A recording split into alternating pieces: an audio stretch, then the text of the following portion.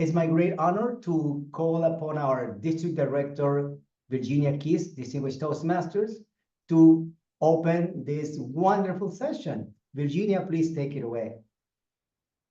Thank you so much, Carlos, and what a pleasure it is to be here tonight. For all of you, this is a very special launch for us.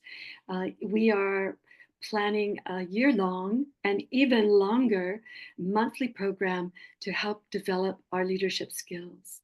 And this is something we haven't had for a number of years in our district, and we are taking the advice and guidance of other world leaders, and one of them is here tonight. And we are very, very excited to be able to share with you the skill sets, those soft skills, that wisdom, the guidance from others who have been there and who have lessons learned and successes to share with us as well. From, my goodness, from delegating to learning how to deal with conflict, to learning about the newest technology tools, and so much more. Every month, I know that Carlos has got something exciting planned for you that you're going to be able to walk away with and use in your life somehow, whether it's in your community or whether it's in your career. These sessions will be very beneficial, I'm quite sure. So welcome again. And on that note, I'm going to hand it back to our Program Quality Director, Carlos Miones, and he is going to tell you more and introduce our very esteemed panelists this evening. Thank you, Carlos. Thank you all. Thank you, District Director Virginia. We have three panelists, and I'm going to talk about their resumes very briefly in alphabetical order, just in case, right? That is the only thing. Andrew Zuro, Distinguished Toastmaster, began his Toastmasters journey in 2015, and he quickly took on the role of Sergeant at Arms. Over the past 9 years, he has held every club officer role and served in various district leadership positions, including President, Distinguished Area Director and Division Director, Public Relations Manager, Program Quality Director, and District Director for 2022 and 2023. Throughout his Toastmasters career, Andrew has sponsored, mentored, and coached over 30 clubs, while assisting many others in district leadership roles. He has been honored with the Distinguished Toastmasters Award 3 times, and he has received the Excellence in Program Quality Award from Toastmasters International. As District Director, he led his district to achieve Smedley Distinguished status, number 4 in the world. Currently, Andrew serves as District Advisor for Toastmasters District 129, covering 9 countries in Southern Africa. Our second panelist, Karen Burgess, Distinguished Toastmaster, past District 21 Director, 25-year Toastmaster. Karen has actively sought out leadership roles and discovered that this has advanced her speaking skills tenfold. Initially, she wanted to compete in contests, but realized the true growth was taking on leadership positions, which forced her to step up her leadership or speaking abilities. Now, she has a comfort level that she never expected to achieve when speaking in large groups. Karen will share her insights with you about what leadership has done for her and give you the why you should consider leadership. Michael Baum, Distinguished Toastmasters and also past District 21 Director, is an experienced people leader with a rich background spanning private, public, and nonprofit sectors. He's a firm believer that fostering a light atmosphere and building strong relationships are key to cultivating highly engaged teams capable of achieving excellence and extraordinary results. Currently, Michael leads an operational excellence program that enhances service delivery to 9 British Columbians, demonstrating his commitment to impactful, community-oriented initiatives. With a knack for collaboration, Michael works closely with diverse teams and individuals at all organizational levels, driving innovation and continuous improvement. His unique approach to team building not only boosts morale, but also empowers individuals to contribute their best selves to a shared mission. Michael's passion for creating a positive work environment makes him an invaluable voice on the panel, where he will share insights on how strong relationships and a supportive culture can truly move mountains. Ladies and gentlemen, these are the panelists that will help us tonight.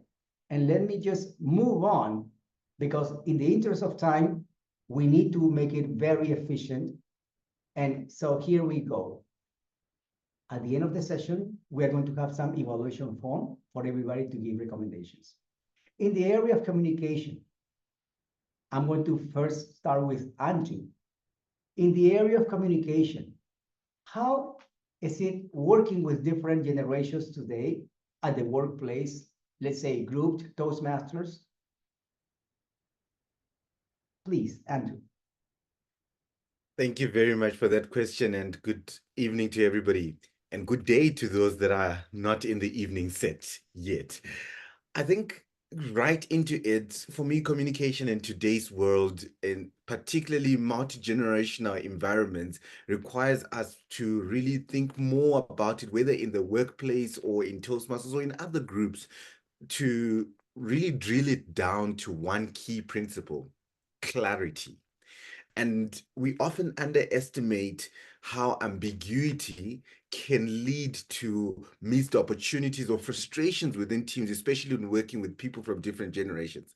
Now, I can tell you, for one, I'm a millennial, but having worked in different settings with different people, particularly here in Southern Africa, I've seen how generation approaches communication differently. From baby boomers and Generation X's, there's really sometimes a greater emphasis on formal channels like detailed emails or scheduled events or meetings. They really appreciate the structure, and the communication tends to be more process driven. And I know I've had some, friction with some of our leaders who are coming from those generations because I didn't put it on email. And I'm thinking, well, you saw it on WhatsApp, it was still text, but they are different. And so with millennials and Generation Zs, you always, on the other hand, find that communication for us is about it being fast, transparent, and most likely often informal communication is what works.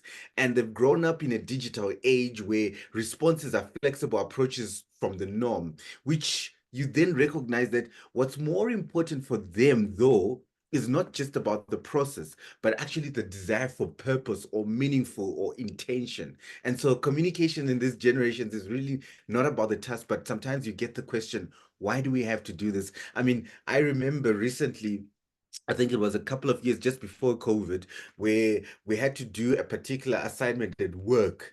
And I really thought we were doing certain things that were outdated. It was actually about a government tender process that we were supposed to procure, that we were supposed to be procured for. And this number of paperwork that we needed to do, and the pay, and all these other data inputs that we needed to do, I found them to be just monotonous and unnecessary, and I had to question why we had to go through that route until we found a more efficient and effective way of doing it. And so really, when you look at it, it's really about clarity and purpose. It's about me being owning the process about it, the flexibility in the process that we put in. And ultimately, you want to then look at the end of the day, are we approaching this intentionally? Is there adaptability in our process, and who are we speaking to? That idea of knowing your audience is always a critical rule when you're engaging with different people in the different workspaces, or particularly within Toastmasters, and adhering to them. That's my approach when it comes to communication, especially in a team setting. Thank you so very much. I will remind our panelists, as we went into the email, we have 1 minute to 2 minutes answer, but that's all right. Thank you so very much. Let's move on now with Karen, our second panelist. Karen, on the same topic of communication, how is it working with different generations today? I know you work with so many in the workplace. Groups, Toastmasters, your comments, please, your answer. Okay, thank you very much, Mr. Moderator. I have a quote, and the quote is, the single biggest problem, or the biggest problem in communication is the illusion that it has taken place. George Bernard Shaw. And it is one that I live by because I do believe that we often get it wrong. And I'll give an example. I have a good friend of mine that has kind of created his own little words. And so if he wants to explain that he has a headache, he says, I have skull cramps. Well, if you said that to somebody from another country or somebody that didn't understand the way that he spoke, they would just kind of go, well, what does that mean? And I think that when we look at communication and when we're trying to communicate to all generations, we have to always remember that they have their words that they're currently using and we have our words. And in communication, it is always a two-way street.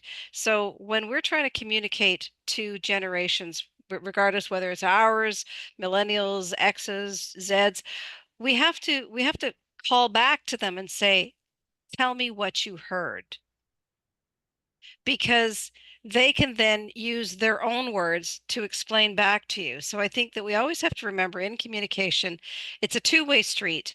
And in order to make sure that the message actually got through, that we have to hear them say it back. And if you think about the great philosopher Marshall McLuhan, he said the medium is the message. And that is, we communicate now through television, through, social media, through websites, through email, through telephone conversations, through texting, through WhatsApp. There's all these different ways to communicate.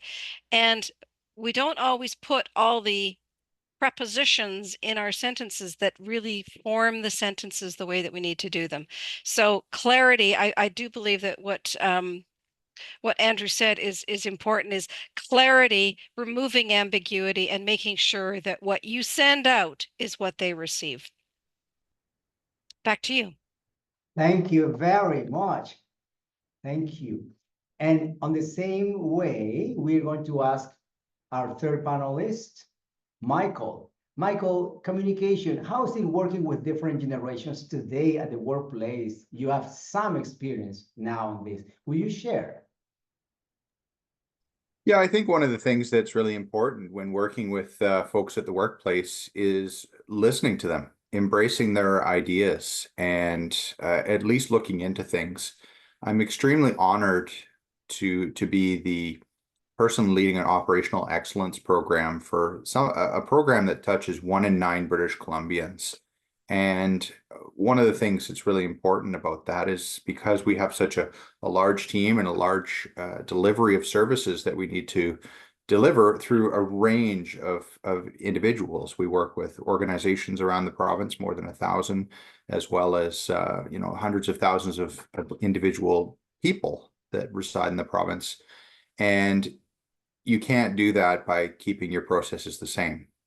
You have to innovate and modernize as you go forward, much like any other place in this world, right?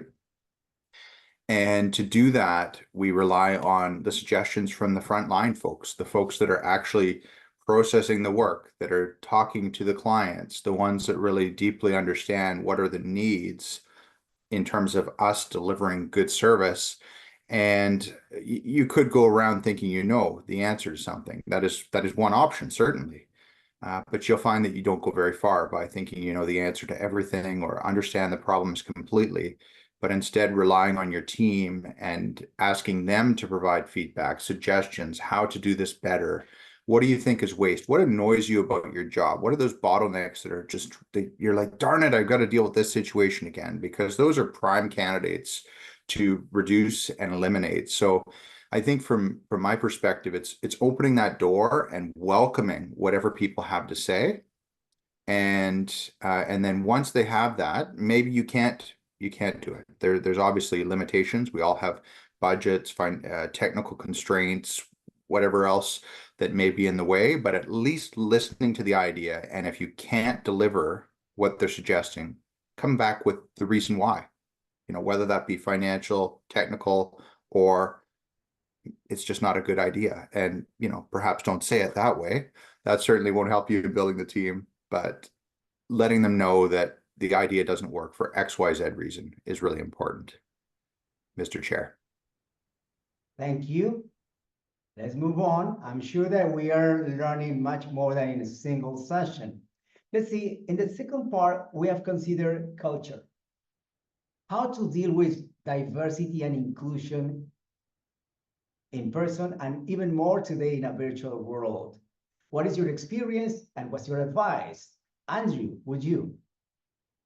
Certainly, Mr. Moderator. I had the privilege, particularly within Toastmasters, to lead a district that was then 12 countries across Southern Africa, four or five time zones, um, three or four different languages, particularly excluding the indigenous languages on their own: French, English, Portuguese, and particularly some of the indigenous languages across board in Southern Africa. And one of the things that I learned about leading this team in a virtual space, particularly, really boiled down to three things that I think were important. And then, of course, the difference in communication styles. Number one, the safe and particularly inclusive spaces, which is starting with clear expectations of what respect and inclusion actually really mean. Because sometimes this can be ambiguous terms, and I spoke about ambiguity in communication earlier, but it can really just be something that we don't consider. And for me, in that time, it was funny enough being mindful of the different time zones of meetings. So whenever, whilst it was convenient for me to set up a meeting at 8 p.m., my time after work, and when I've had dinner and everything, it would have been 10 or 11 p.m. in another part of the of our district. And so that would have been maybe not as appropriate. But if I set up a meeting at 6 p.m. because I've just finished work, it would still be working hours for some of my counterparts in Angola. And so it was really about being mindful about that. And that was also the idea of inclusion, because we look into that language barriers. I'm a fast speaker most of the times, and so that also came into context. Cultural nuances, just adjustments were really critical. Active listening was the second element that we needed to think about. How are we showcasing active listening, particularly engaging the quieter members of a team? In an in-person environment, it's easy to note that, but in a virtual world, it needs us to be more present. Representation was a critical element, and I highlight the critical element because it was just about the diverse representation in decision making that was also making it important, and being intentional in creating those leadership roles that allow for that diverse of opportunities. And I think those elements were really important for us to ensure that inclusion, that diversity, and that respect was a foundation in our teams to ensure that our teams thrive. Thank you. Thank you so very much. Appreciate it. Similar thing, we're going to go on with our second panelist, Karen Burgess. Karen, in the field of culture, how to deal with diversity and inclusion in a virtual and in-person world? What is your experience? I know it's very vast experience. District 21 has different time zones, different people, different cultures. What is your experience and advice?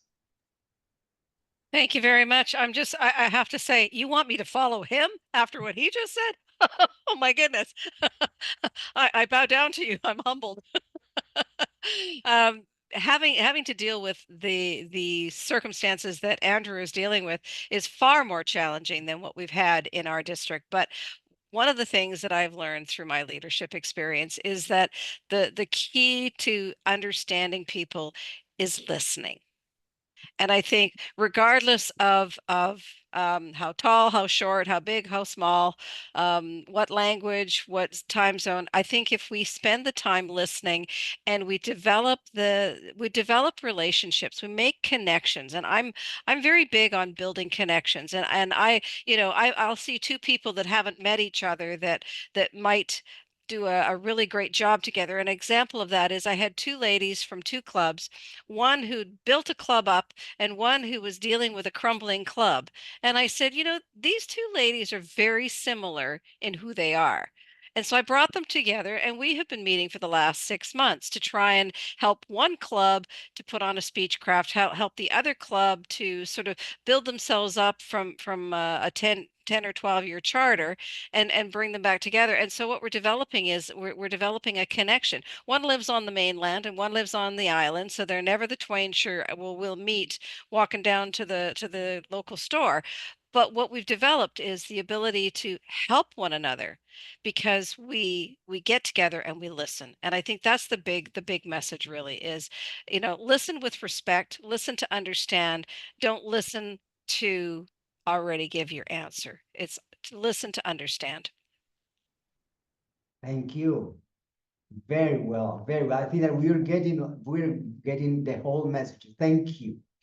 Michael, how, in your opinion, in your experience, how do you deal with diversity and inclusion? So a very large subject in a virtual and in-person world. What is your experience and what's your advice up to this moment? Thanks very much, Mr. Chair. I think from my perspective, diversity, equity, and inclusion, really, it's the DEI, diversity, equity, and inclusion is a really important piece to consider in any format. And from my perspective, I don't necessarily see much difference, emphasis on the much there, between in-person and online. I think the general values are the same. And when you're building a team, it's important to keep these things in mind, to consider how your team is following these practices. Are you perhaps leaning on some bias that you're not conscious of, but you're just thinking in the back of your mind that you have a bias or an opinion about some particular, group of people, individual, whatever it happens to be for any reason. And perhaps creating that if you have a team in your team charter or your team agreement, that this is how you look at people. And also another good way to measure things is looking at the population perhaps of where you're working. If you're working, for example, in a relatively geographic tight area, for example, a province, a country, possibly even a little bit larger than that, some sort of region, you could consider, well, what percent of the population are perhaps identify as this gender or as, whatever it happens to be, any type of benchmark you could use. And is that representative of my team? Do I have that around that percent of, whether that be, again, gender, whether that be a visual minority, whatever the situation happens to be? I think that's really important to be very conscious and aware of all of those things, regardless the format. The one exception that I think is important online that perhaps you don't have to worry about as much in person, and it's a small thing on the inclusion front, is something that Andrew did earlier, actually. And he mentioned good evening, good day as well. And I think that's sometimes we forget, oh yeah, well, my clock says it's this time. And you start to talk about that. And I think it's a beautiful bringing people together when you recognize that maybe you're in different times, or maybe you're dealing with different weather conditions outside. Maybe it's winter, maybe it's summer, etc. So that's another way that I see inclusion. That's just a small way to deal with it differently online, Mr. Chair. Thank you very much. The point here is team building, right? But how this has to deal with team building, that's very important and necessary for everybody who attend tonight or today, right? I would better say today, because for Andrew it's early morning, right? So a clear example of what we're going through now. Thank you. In the field of creativity, where there are no limits by your own mind, in the field of creativity, this goes for Andrew, everybody brings a gift. What is the best way to kill that creativity? What is your experience and what is your advice? I'm not sure I want to give ideas and advice on killing creativity. However, I think it's important for us to look at, in my world, I look at a team like a piece of a puzzle, whether it's 100-piece puzzle or 1,000-piece puzzle. And I look at a team as a complete puzzle. And every individual member, I look at them like a piece of a puzzle. And one thing that I love to highlight is that as a team member, you're like a piece of a puzzle. You alone are not the complete puzzle, but the team is incomplete without you. Much like the puzzle is incomplete without you, but you alone are not the complete puzzle. And what that does is it helps us to recognize that when you look at a puzzle, if it's got 100 pieces, unless you have all 100 pieces, that puzzle is incomplete. And similarly, you alone as one piece cannot make the entire picture. And so what it requires of us is to find our space, find our spot. What do we bring to the team? We cannot all be corner pieces of a puzzle. We cannot all be centerpieces of a puzzle. We have to find our slot, our space within the entire team. And that helps us form about structure and many other elements. And so when we talk about creativity, and particularly creativity thrives when people are feeling valued and empowered. So have my opinions been heard? Have I been consulted in a matter? And that is easily stifled or killed by rigid structures, micromanagement, or even that idea of lack of psychological safety. And I always tell people, don't tell me you care about me. Make me feel cared for. Don't tell me you love me. Make me feel loved, because those are the elements that help me feel like I've got a home, I've got a place, and I can contribute. And that allows creativity. And one last point that I always share when it comes to work, you see, we are together here, and then somebody comes and says, can I make you something? Coffee, tea, water? That alone is restrictive. And it already gives me that there are only 3 options. But when we invite each other, what would we like to drink? That opens up options for you to hear what I might like to drink, even if you might not have it, but it just gives me that sincerity that you're opening it up and you're making it my choice to contribute. And those are some examples that you could consider. That's my thoughts. There you are. Thank you so much. Thank you. So many times we have wonderful people in a team, and then some of them share their ideas that leaders don't like. And that is when we kill creativity. Here for Karen Burgess, in the aspect of creativity, where everybody brings a different gift, what is the best way to limit or to kill creativity in your experience and all your great advice? Thank you, Carlos. I think I'd like to approach this from a leadership standpoint. The killing of creativity comes from lack of trust, lack of healthy conflict, lack of accountability. And I think that when we look at when we look at leaders, or we look at team members, even if they're not leaders, maybe they're the cog that keeps the coffee machine working. Whatever that is, we have to be able to, number one, bring our time, our treasures, and our talents to the platform that we're working on. But then we also have to establish how we're going to work together. And that's why we do a district success plan. That's why we do a club success plan, because we want to establish what are our team operating principles? How are we going to communicate? How are we going to be kind to one another? How are we going to engage one another? And so that bottom platform, and I always love to bring my book into play, Patrick Lencioni, The 5 Dysfunctions of a Team.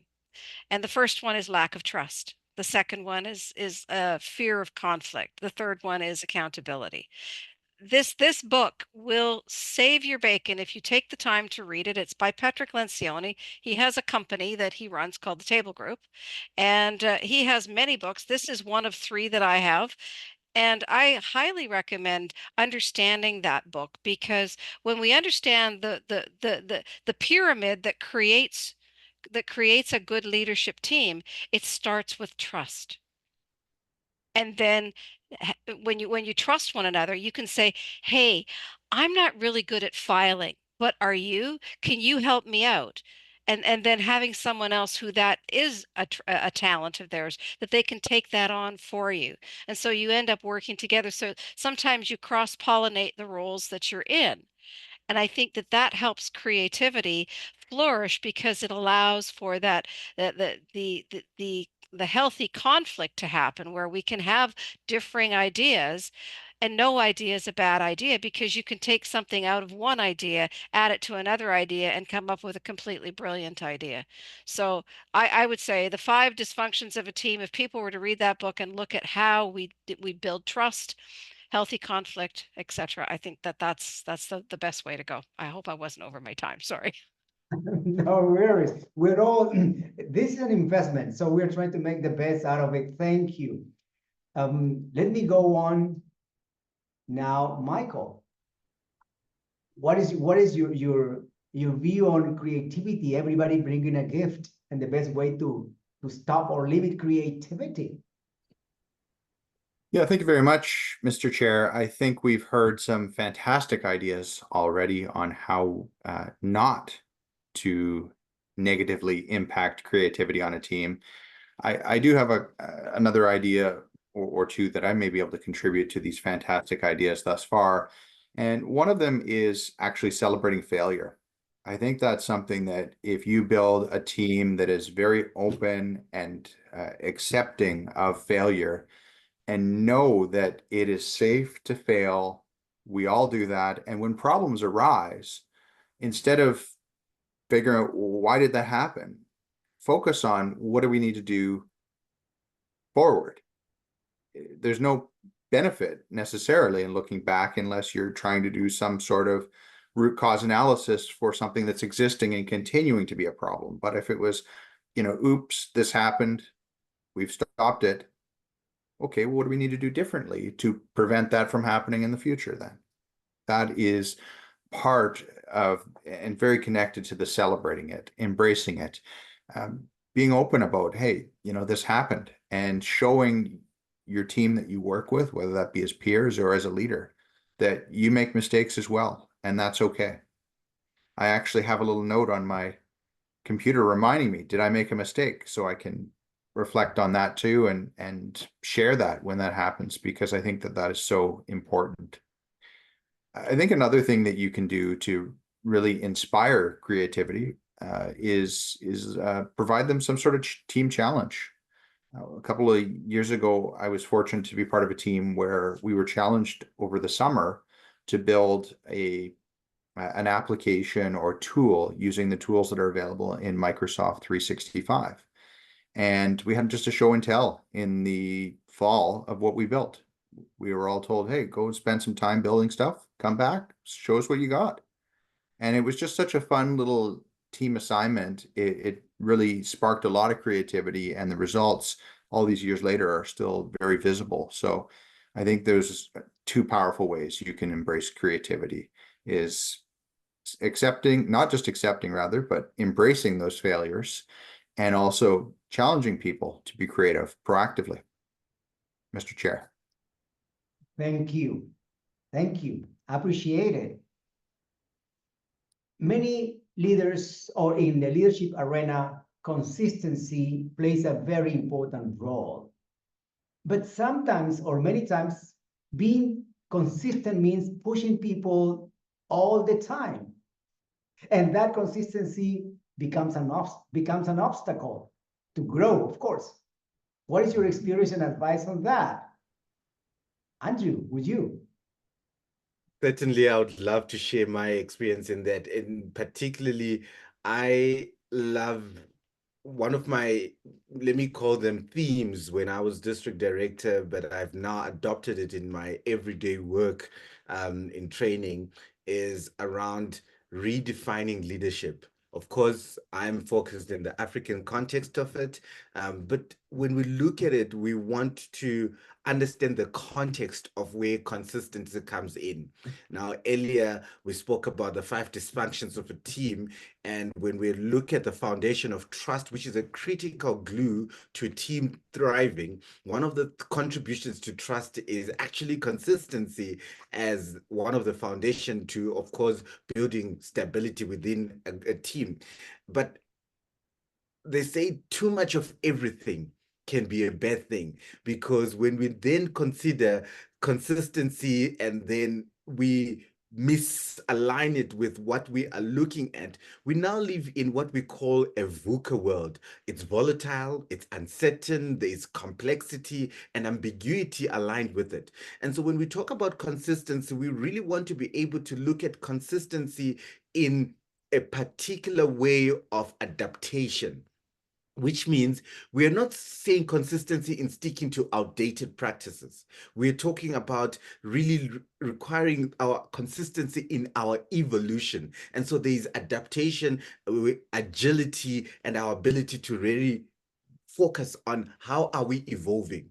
Our consistency in welcoming change and being change agents, particularly as leaders, being change management agents. And for me, consistency sometimes creates a fear for change because it prevents leaders and teams from taking risks that are necessary to innovate and grow. And so we look at consistency without flexibility that can then stifle progress. And then our ability then to balance stability and innovation, remembering that we're taking calculated risk, processed opportunities. And so when we look at that, for me, it's really about, for leaders to grow, we want consistency that must evolve with purpose. I don't think I'll leave that purposeful approach earlier, but moving with purpose, so much so that we're not staying the same, but it's about staying aligned with the vision and then adapting to new realities. So we change the strategy, but never the vision. That's my approach to that conversation on consistency. Thank you. Thank you very much. One of the main goals of this panel discussion, or this ongoing series of leadership development program, is to think globally and to act locally in that regard. Now, let me go on the same issue with Karen. On the issue of consistency, Karen, when consistency is an obstacle to grow. Can you comment on that? Thank you, Carlos. I liked what Andrew said about consistency and aligning yourself to the vision. Excuse me. I think that he kind of nailed it when we talk about that, because consistency, when you say the word consistency, it can mean many, many different things. Consistency of, if you're on a production line and you're Lucille Ball and you're putting a stopper on a bottle, that's consistency, and you're doing it all the time. And then all of a sudden the bottles are coming too fast and the consistency isn't working, the bottles are falling over, then you need to change. But I think when you look at consistency, it has to be aligned to something. And I liked what Andrew said, that aligning to your vision and aligning to your core values. And like I'm doing a temporary job right now with BC Elections, and I looked at their vision or their core values, and two of them happen to align with the core values of Toastmasters. And I thought, well, isn't that interesting? Now they got like 9, but still, integrity and service are two really important key ingredients in the vision of Toastmasters. And so being consistent with our core values, being consistent with the vision that we have, and then, as Andrew had indicated, being able to be adaptable, because adaptability provides that flexibility. Flexibility provides creativity. And it kind of goes back and answers your question about how do you kill creativity, is if you have rigid consistency where there is no room for people to bring their time, their treasures, and their talents, and to be able to be part of the vision. So great answer, Andrew. I think you nailed it. Thank you, Karen. Thank you for the time being. Well, let's move on here with Michael. Michael, your opinion is so important to all of us. Consistency, and when consistency becomes an obstacle to grow. Would you please share?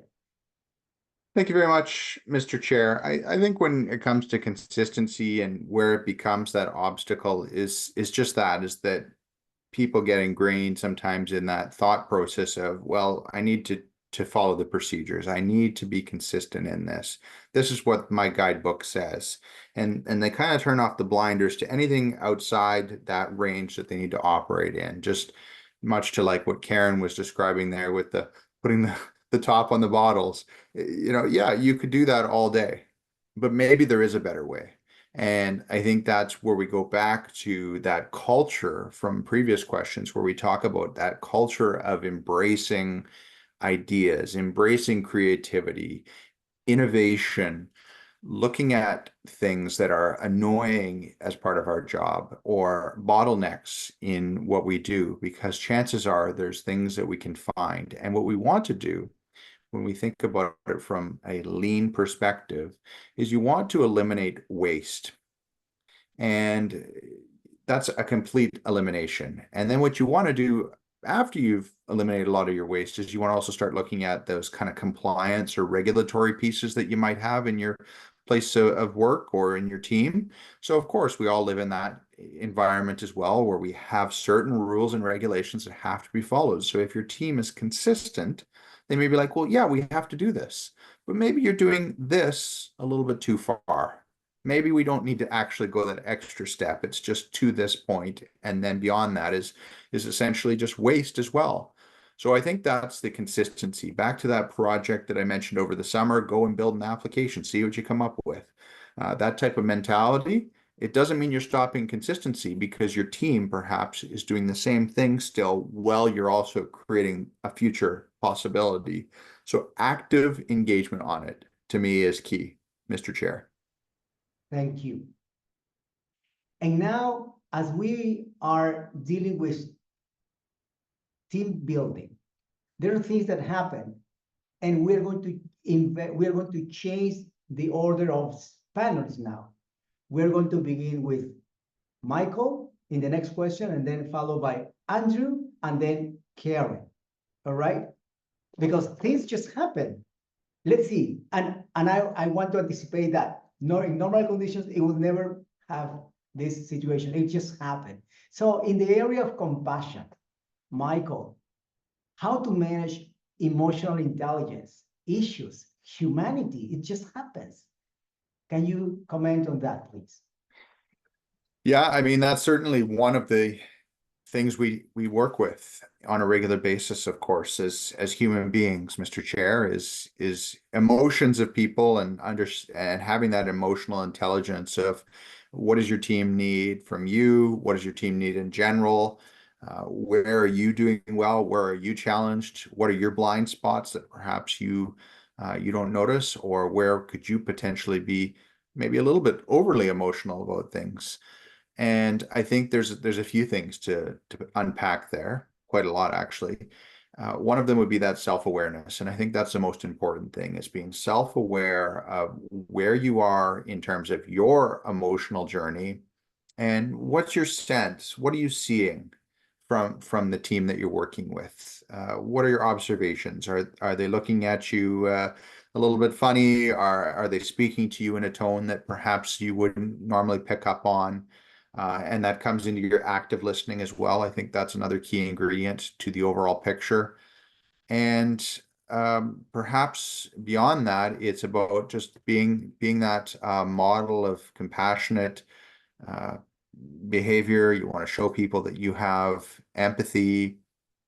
I think making sure that you're seen as somebody that they can come to when they're struggling with something is really important too, because sometimes you may not observe something. It could be very, you say something offhand that you didn't intend to, and it landed the wrong way or something, and maybe you can't pick up on it, or maybe your emotional intelligence is not quite there at this point where, it could be.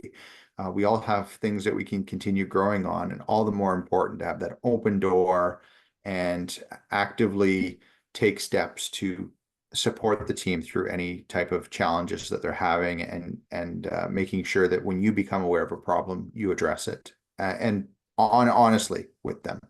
That's the most important thing. Don't try to beat around the bush. Just be honest. Hey, this is what I observed, and likewise with you.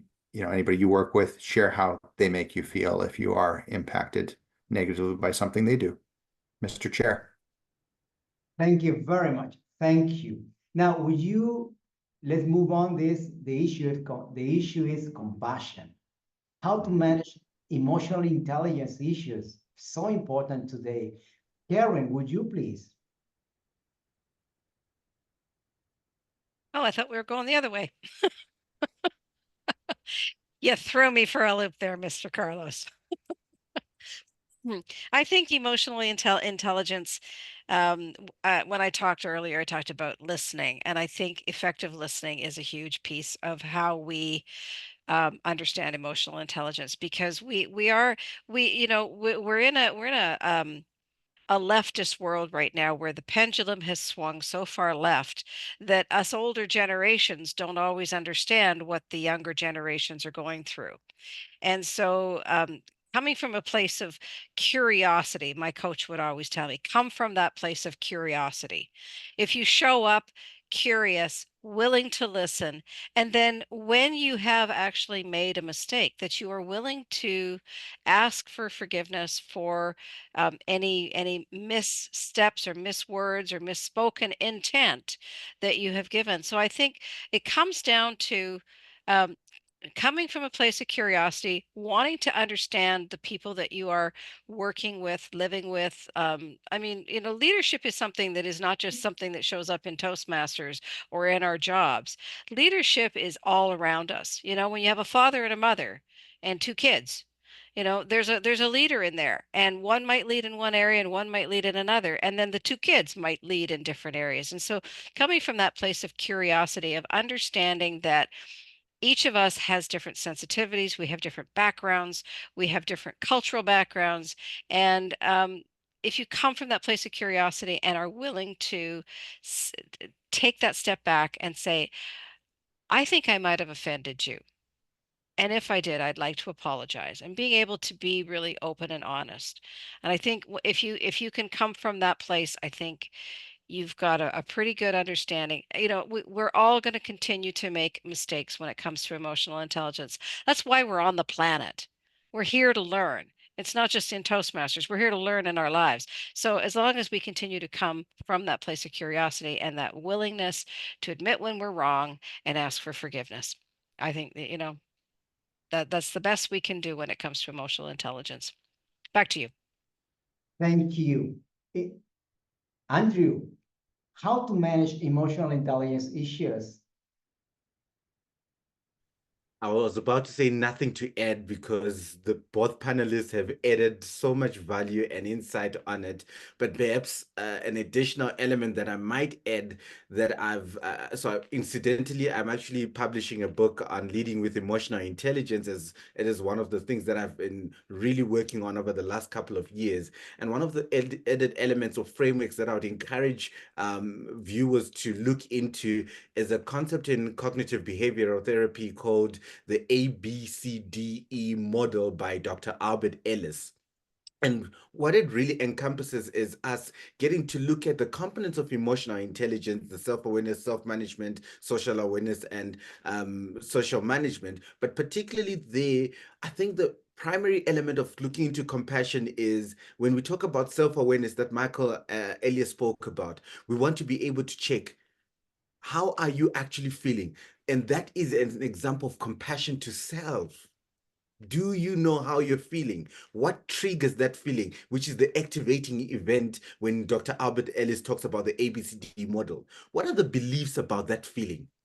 The B, what are you believing about it? Whether positive or negative, what are the beliefs? And then what are the consequences thereof? If you are compassionate about it, what are the consequences? What are the results of your compassion? And how do they affect yourself and the people around you? And then when we're dealing with the negative beliefs that we have, because often we need compassion because there's a lot of negativity around it, how do we dispute those negative beliefs? How do we see it versus how the other person sees it? Karen spoke about it. The way you're looking at things, is it the same way that the other person is looking at it? And how do you dispute it? And effectively, you then eventually come up with an effective alternative scenario, so much so that you're able to then contrast how you would typically behave if you did not have emotional intelligence. But because you do have emotional intelligence, you then come up with an effective alternative scenario to resolve a challenge or a situation that you're a part of. And so really, it's really about looking at that holistic approach to how we then resolve to conflict. And most importantly, be careful of how we then are compassionate, not only to other people, but to ourselves first, filling your cup first before you try and fill another person's cup. That's my approach to it. Thank you so very much. We are now open to the questions and answer period of this session. And we're very glad to open the floor, please. We still have 11 minutes to go. We might extend, but we are going to formally end at 8 p.m. PDT, right? But we'll continue with the room open. So please, if you have any questions to the panelists, please address your questions directly. Yes, Hannah, of course. I'm curious to know, because I guess the topic is about team building. When I think about that, I think a lot about recruiting. And I'm wondering if when you recruit people for a team, whether it's for volunteer or for work, because one is paid and one is not, if you approach that differently in the recruiting process. Anyone in particular, any panelists in particular, Hannah? Oh, Darren, please go ahead. That is an excellent question. And I hate to sort of sound like a recording, but listening when you are talking to people. When I was trying to find leaders for my team, and I was thinking to myself, oh gosh, I need 8 area directors, and I'd pick up the phone and I'd call them, and I'd call the next one, and I'd call the next one. And if I just kept myself thinking in the way of, I want this person as an area director, and I'll use a perfect example. I recruited Hannah. Hannah came to me and she said, I want to be an area director. And I said, well, tell me a little bit about yourself. What is it that you do for work? What is it you like to do for volunteer work? And once I got a chance to know her, I went, I really think you might be better suited to being our public relations manager. What would you think about that? And I gave her that space to be able to think about what might I like to do. And so ultimately, she became our public relations manager because it suited who she was. She knew she could add value. She would get value out of it. She could build a team. And, she's doing an absolutely fantastic job. Would she have been a great area director? Absolutely. But this was a better fit for her. And I think when we spend the time getting to know people, we can understand how we can set them up. And if I go back to Patrick Lencioni, one of the things that he does with his table group is that he hires based on your skill. But he also hires based on what are your personality types? What do you bring to the table? And I have another book here that I just have to share with you. And this one is The Working Genius. It's also Patrick Lencioni. And he talks in this of what are your working geniuses? And it's another acronym, and it's WIDGET: wonder, invention, discernment, galvanizing, enablement, and tenacity. And there's a test you can take that will help you to determine which two are your gifts, which two you're competent at, and which two provide frustration for you that don't give you any joy. And when you understand what skill sets your team members have, sometimes you hire them to be a lawyer, but they become your galvanizer because that's what they do the best. And I think that, when we're looking at how we hire, how we get volunteers, we always have to look at what gifts do they bring and how do we get to know them? We talk to them, we connect with them, we try to understand who they are. And, how many tech people do you know are introverts? Most of them. Why? They chose it because it suited who they were. But as they go down their lives, they realize, I need something more. And so then they come to Toastmasters so that we can help them. But they start off picking something that's within their comfort zone. Toastmasters is what pushes us out of our comfort zone and into something else. So even in work, I think that we always have to be looking at what does this person bring to the team? What does this person bring to the company? And how can I best use their skills and the things that they love to do and make that the best fit for our company or for our organization? Back to you. Thank you. Thank you so very much. Is there any other question, please? Still don't see anybody. Well, here we have here Susan Gage. Susan is a district leader from District 21, and she is going to help us, probably giving some kind of summary of what the session was like. Susan is just one of our stars in District 21, and I want to call her upon to the virtual lecture. Susan, please. Program Program Quality Director, Carlos. Well, a very interesting meeting. I'm afraid to be, I'll be honest, I must have had the wrong link. Therefore, when I came in, it was on the very last question. And then I thought, really enjoying this discussion. It was amazing to listen to the tail end of your project. And I am so sorry. I have nothing to add further to that. Back to you. Our privilege. Does it sound familiar? Sure, it usually happens. Technology, we face different challenges. It's not about the challenge. It's about, overcoming this still with our levels of integrity, respect, service, and excellence, right? And now I'm going to share with you, especially for the attendees, we have an evaluation form, but very briefly, I'm going to ask each one of our very esteemed panelists to please just summarize very briefly, probably in a minute, how this all relates to team building and including your final words. And I'm going to begin with Karen Burgess, please. Okay. When I look at leadership and team building, I think that there are several key ingredients that we have to look at. Getting to know your people, putting them in the right roles, making sure you have that healthy trust, that healthy conflict, and that you have peer-to-peer accountability, and that you look at what the treasures, talents, and time that they have. When we look at leadership in districts, oftentimes we hear a lot of no's because people say, oh, I haven't got that much time.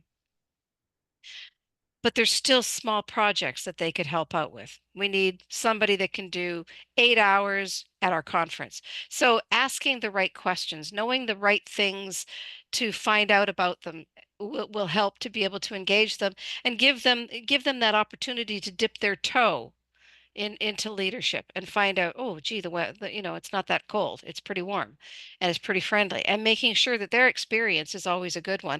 And I think too that we need to spend a little bit more time on those 360 evaluations of our leaders to be able to come back and say, how did I do as a leader and where can I get better? Because maybe if we're getting honest feedback, we'll find out that maybe we hurt somebody along the way and that there's a way that we can become a better leader as a result. So getting the feedback for ourselves and having the broad enough shoulders to accept the 360 evaluations that come from other people. But yeah, that would be my summary. Thank you very much. Michael, any final words, any summary, any comment on team building and what we've dealt with today? Yeah, I think from my perspective, Mr. Chair, it really is about embracing creativity, innovation, new ideas. But in order to do that, you do need a team. And to get a team, I think looking out at the people that could be part of that team, it's important to consider who are those hungry people? Who are the people that are going to go out there and you'll assign them to perhaps support with a small task, but they'll take that on and then they'll continue to build on that and look for more, or they'll knock it out of the park completely. Those are the people that you want to perhaps consider moving into spots where they have that ability to grow. Then you'll have those people that perhaps they want to serve or support you on your mission, but they have limited capacity to support, or perhaps they're not feeling as hungry at this time. Those are the candidates to serve in some of the smaller roles or well-defined roles that are very easy for them to fulfill. They show up, they're able to complete their duties, and they're able to leave without having that expectation on them that they'll go and do a lot further. So that to me is really important in the whole recruitment process, bringing people on board. It's so important to always determine where those people fit best and to support them through that journey. Accountability is something that I suspect we lack a lot of, whether that be professionally, nonprofit, Toastmasters, whatever it happens to be. Sometimes we're a little bit afraid because people are, volunteer or they're in this condition or this is going on in their lives. But I think making them aware is so important as well, and helping them through that journey and accepting it. If somebody's not a good fit for the team, accepting their resignation, sometimes as sad as that is. I think that's really important, because sometimes that becomes where all your attention has to go. So I think, to me, it starts at the building and then raising it up from there with that ability to be creative, to make mistakes, and really thrive as a team, Mr. Chair. Thank you so very much. Dear Andrew, would you please summarize what you got today and some final words?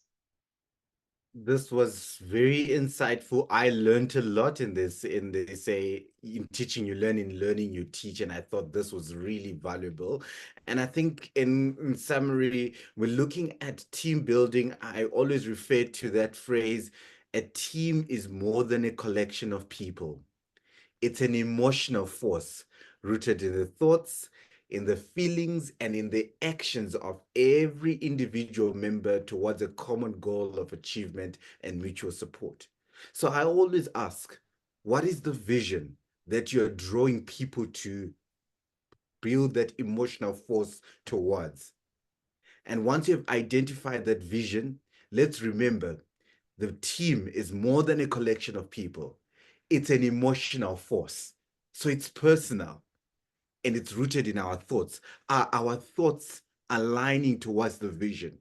It's rooted in our feelings. Are our feelings aligned towards the vision? It's rooted in our actions. Are our actions aligning towards our vision? And ultimately, we then recognize that teams are not something that we start in Toastmasters or in the workplaces, but as they say, charity begins at home. What teams have we built at home that are then manifesting into the different teams in our societies, our communities, and ultimately building the world to be where we want it to be? And those are my takeaways from today's session that I would like to leave with everyone thinking about. Thank you.